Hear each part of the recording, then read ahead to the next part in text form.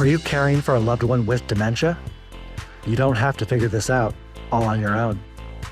Welcome to Truth, Lies, and Alzheimer's, the show that helps you reimagine a new relationship with your loved one, a relationship a little more free of stress and anxiety. Join host Lisa Skinner and her 30-plus years of experience as she guides you on a new path to a better relationship with those you care for. Here's Lisa. Welcome to the show, everybody. I am so glad to have you here with us for another episode of the Truth, Lies, and Alzheimer's show. And as you know, the purpose of this show is to talk about every aspect of Alzheimer's disease and dementia. And yes, it does include the good, the bad, and the ugly. But our goal is to get to the truth, dispel the lies and myths, and unveil what I call the secret faces of Alzheimer's disease in order for you to understand what it's truly like to live with brain disease. My hope is to zoom outside the paradigm of it exclusively being a memory loss condition and to shift people's understanding of just how dramatically this disease impacts the lives of those who have it, as well as their caregivers and family members like you. And for that matter, anybody who's involved in the life of a person living with dementia. And it truly does impact everybody. So for today's episode, I did some research. I read a lot of Dr. Kernisan's advice.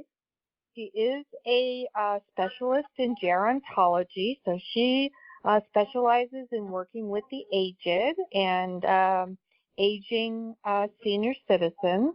And she also specializes in dementia care and works with caregivers. So I know we've talked about this topic on previous episodes, but I really thought it would be valuable to share the perspective of a medical doctor, which, you know, sometimes is a little different. It varies a bit from the psychosocial approach, and that's what I specialize in, from an actual scientific or medical approach. So she wrote this article in her Better Health While Aging, which is practical information for aging health and family caregivers. So this is what I'm going to share with you. So the question to Dr. Kernisan from a patient was, my mother is 80 years old. She is very active despite breaking her hip 2 years ago.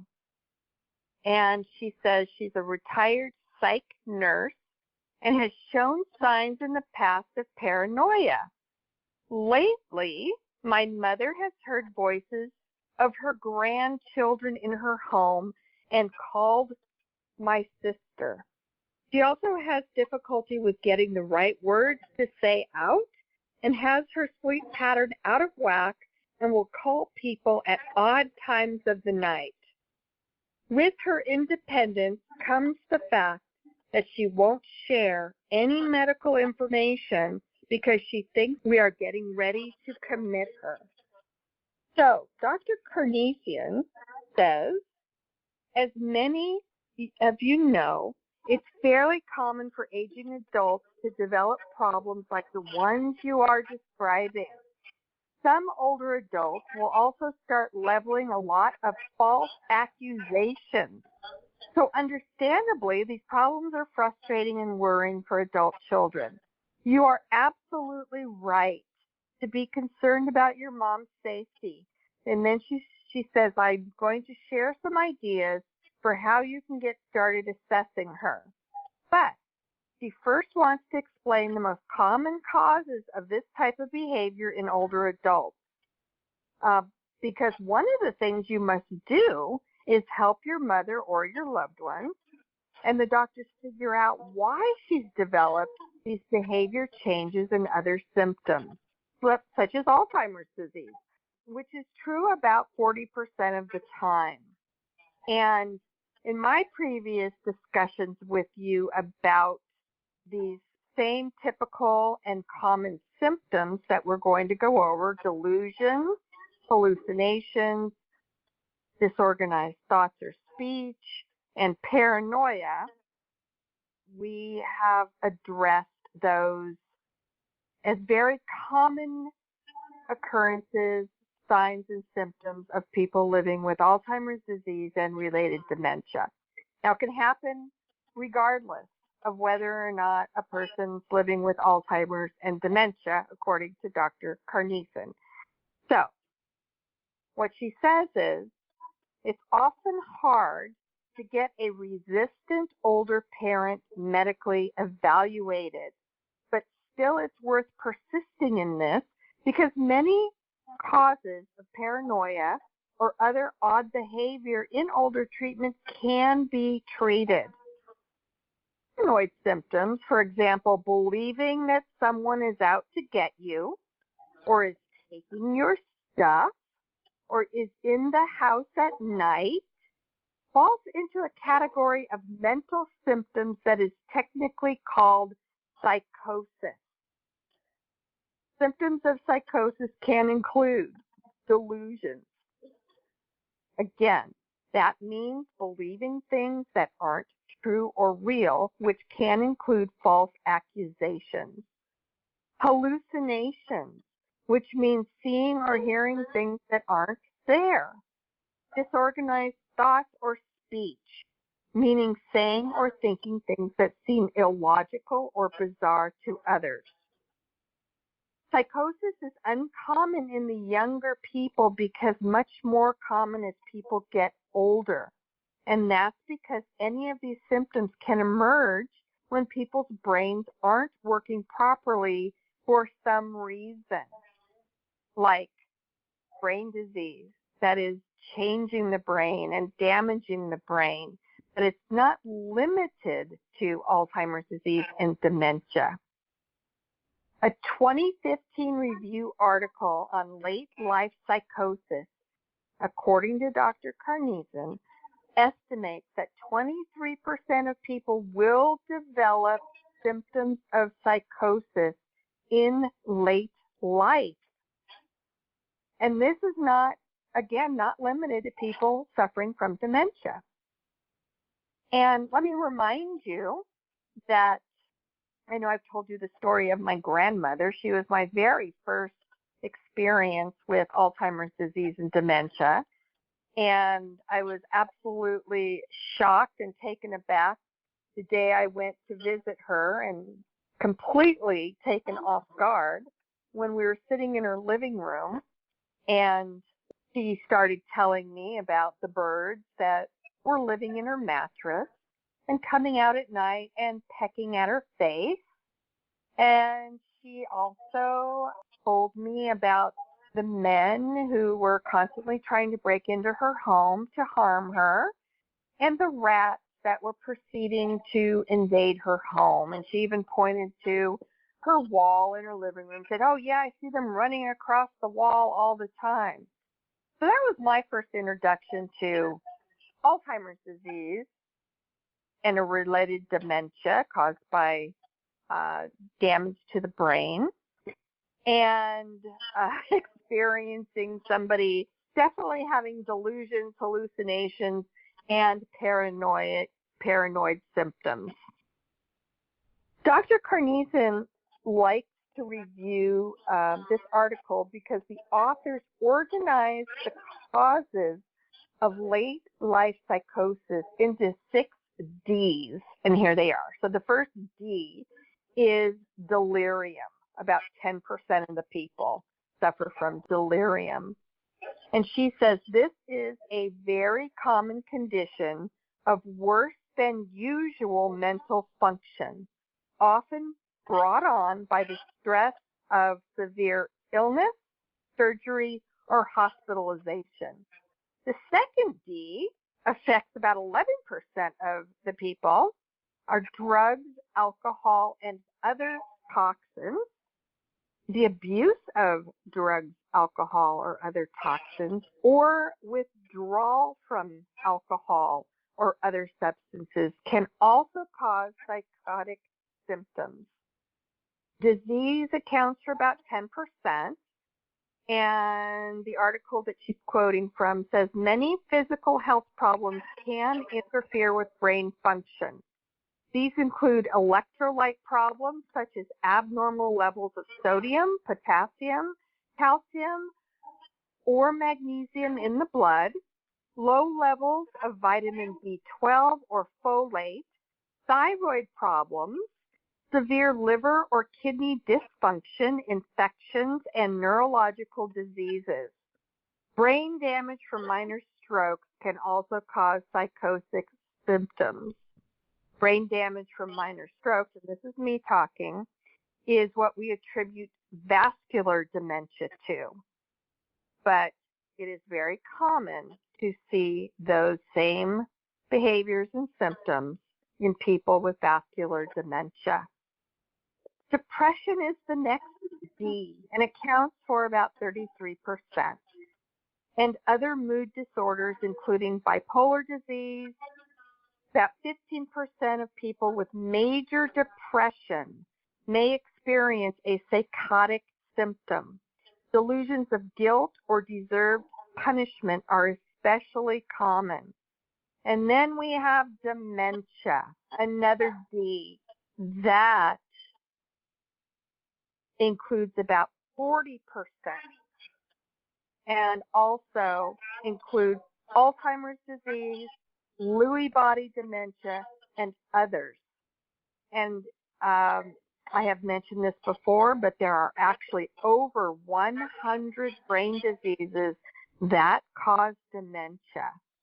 So there's a lot of illnesses out there.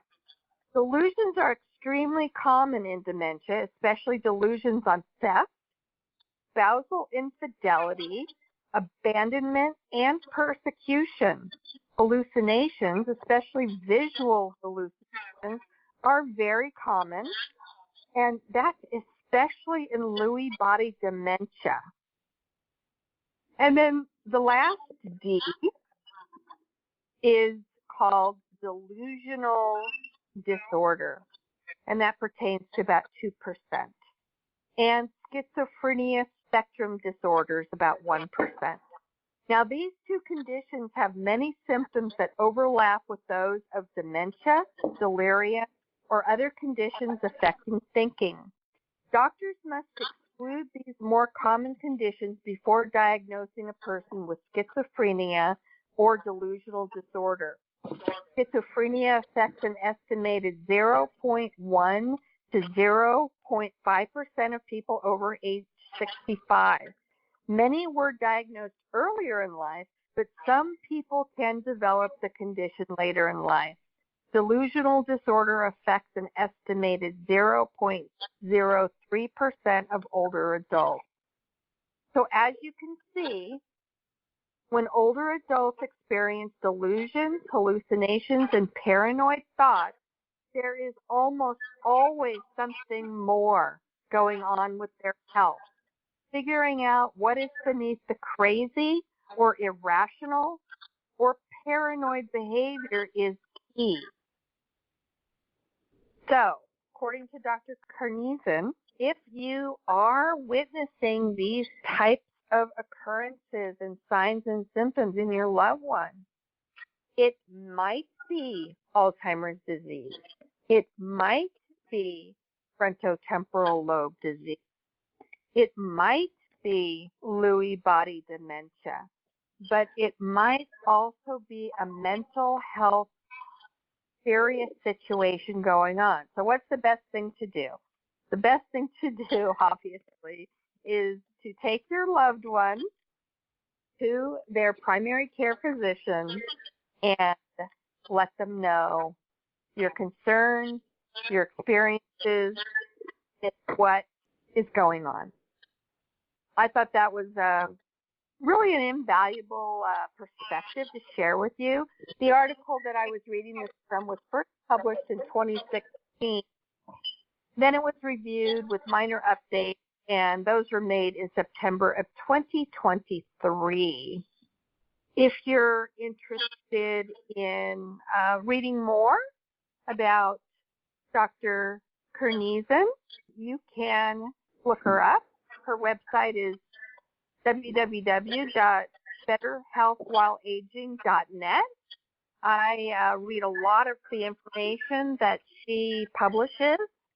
I've read her book, and I think she is an excellent, excellent resource for anybody that wants more insight and information into our aging parents or anybody with living with Alzheimer's disease and dementia. And then the second doctor that I'm going to share her insight with you, her name is Dr. Brittany Lamb. And I read a lot of her insights as well. Now, she is an ER physician helping dementia family caregivers with peace of mind in their decisions. She's an educator, speaker, and advocate. And in this particular piece, somebody wrote in and said, "Hey, Doc," meaning Dr. Lamb, "do people living with dementia feel pain?" And I wanted to address this because I am asked that question all the time. And of course, I give my answer, and it's based on my research, my experiences, and what I've seen from a psychosocial perspective. She's answering this question from a scientific and medical perspective. And the answer is 100% yes, they do feel pain. And the reason why I think this is really important is because I have a friend whose husband was diagnosed with early onset dementia. And when it finally came to the end of his disease, he told his wife that he was experiencing headaches. And the hospice nurse told my friend, "That's impossible. People with dementia don't feel pain." And I knew that was not correct. And she would not believe it because she could tell that he was in tremendous pain. So anyway, if any of you have ever wondered, yes, you're hearing it straight from the medical doctor's mouth. They do absolutely feel pain. Now, she also says they may struggle to tell us where they are feeling it, but they do feel it. And we've talked a lot about that, how to recognize their unmet needs and to recognize if they are uncomfortable or in pain or just, need something. So one tip that she has for caregivers and care partners is to pay attention to the person's nonverbal cues. You start learning them now, and I've gone over this as well. Dementia or not, people do some of the same things nonverbally. And she says, and they're the same things I described in another episode, we grimace, we breathe heavily, we hold our breath, rub the area, we let out moans, we sweat, we vomit, and we roll around. So we want to recognize and treat pain when it is the cause of a change in someone's behavior, because untreated it can increase the risk of delirium. So that is Dr. Lamb's perspective on whether people living with dementia do feel pain. And I'm glad that I found a reference to just reinforce that this is absolutely true. They feel a lot of things that some of us are not actually even aware of.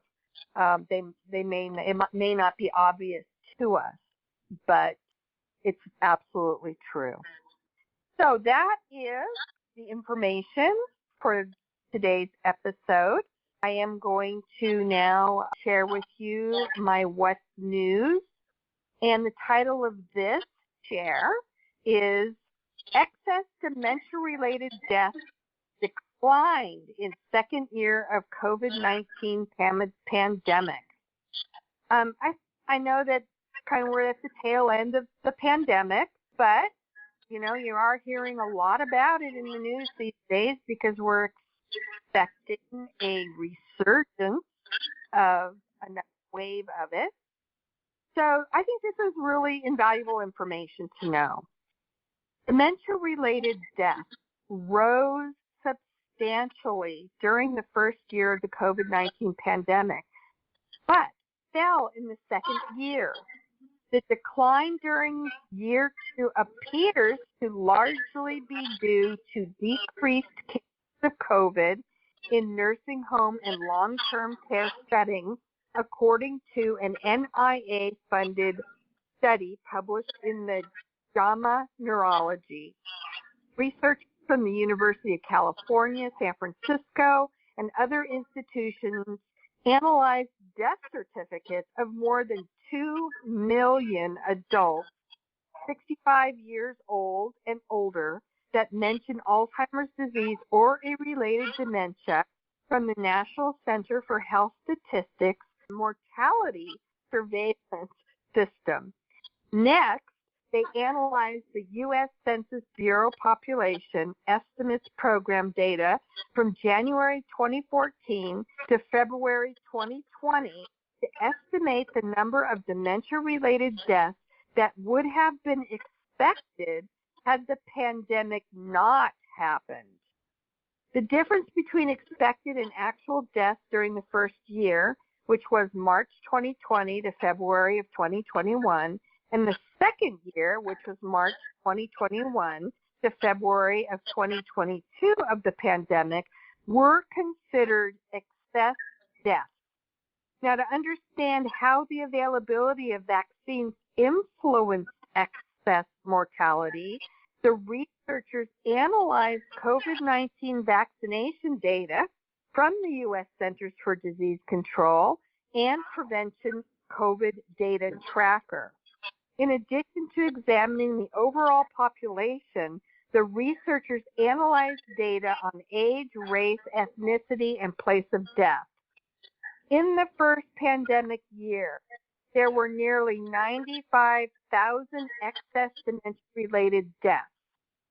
And then the number declined by 77% in the second year to approximately 22,000 excess deaths. So in the first year, it went from 95,000 to 22,000 in the second year. Significant year 2 declines occurred for all demographic groups and was associated with the vaccine rollout. In states with faster vaccine rollout and greater coverage, there were larger reductions in excess dementia-related deaths. So all groups experienced declines in year 2. Not everyone experienced the same level of decline.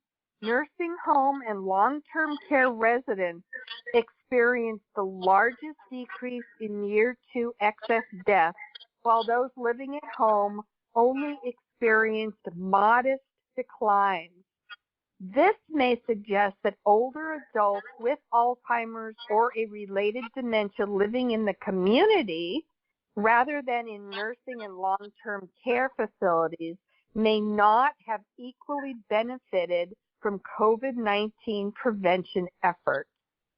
Racial and ethnic disparities in excess deaths were also apparent throughout the pandemic.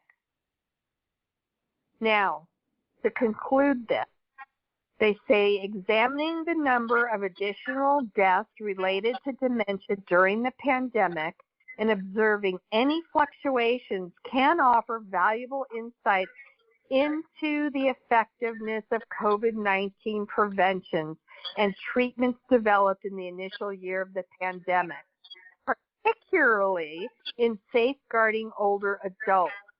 Now, a limitation of the study was the use of death certificate data from 2022 that had not yet been finalized. So the next steps may involve investigating the reasons behind the persistently high number of excess deaths among older adults with dementia who lived at home throughout the pandemic. Additionally, these findings highlight the need to identify measures that can help reduce disparities in excess deaths among various groups. So there you have it. I think that study definitely supports the value of the vaccines.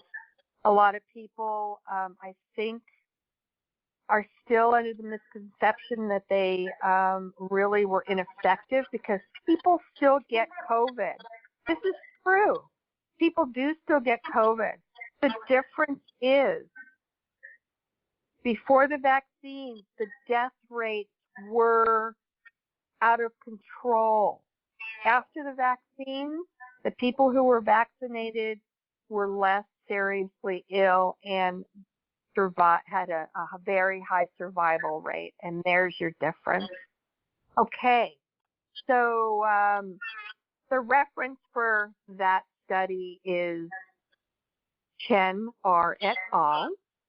Excess mortality with Alzheimer's disease and related dementias as an underlying or contributing cause during the COVID-19 pandemic in the U.S., JAMA Neurology 2023, if you want to look that up and read that for yourself.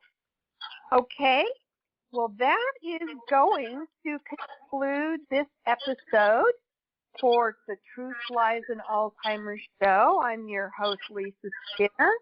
I will be back next week with another new and informative episode and hopefully information that you will find worthwhile and valuable. And I want to thank all of you again for taking the time to listen today. And, I've said this many times, there is so much to cover.